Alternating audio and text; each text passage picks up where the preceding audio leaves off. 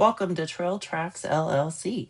We're a husband and wife team exploring the incredible trails and hidden beauty of the Black Hills of South Dakota in our side by side, sharing the adventures, the scenery, and the friendships we discover along the way. Today was a special ride as we welcome new friends from Texas who share our passion for OHV adventures.